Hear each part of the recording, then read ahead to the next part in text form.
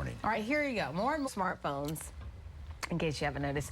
But it doesn't matter if we're walking, at dinner, our phones take priority. Yeah, and of course this isn't a good thing, I wouldn't think, especially when it comes to our relationships.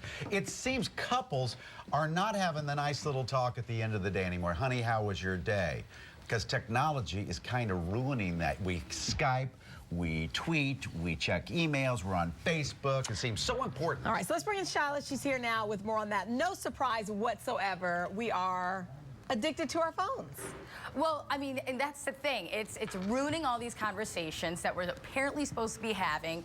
And it's like 80% they're saying is like going to the dinner table with their couples and not saying like, hey, how was your day? And filling them in on everything. And people are getting into more arguments with each other because they don't want to be interrupted when they're on the phone or they're on their iPad or they're on their computer.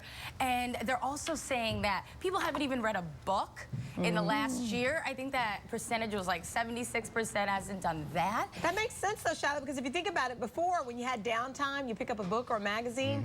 Now when you have downtime, you pick up your phone. You go to Facebook or Twitter. Yeah, no, and for me, like, I just felt such anxiety all the time, like being on my phone, and I just think it's almost rude to always be on it. And not only that, it just like, I feel like people don't do the art of conversation anymore. Like, that's completely lost. And when you're with your couple, like when you're with your boyfriend or girlfriend, like you're laying in bed and you just should chat, but maybe people just are like, I've already said enough to you, I already know you, like what else is there to say?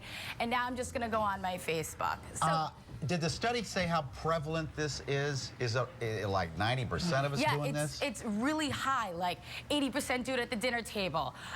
You know, 76 haven't read a book, and like the numbers are all high. You know, 80% of couples will get into fights. They also mentioned something about like people aren't having dinner parties anymore. How, I mean, for me, it was kind of like, how does this correlate to social media?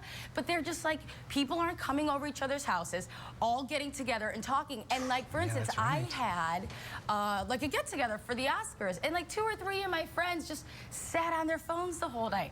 To me, I'm like, what is on the phone that you cannot break yourself away to just be around the people you're with? You're right. What's weird, I was watching the Oscars too, and on Twitter at the same time.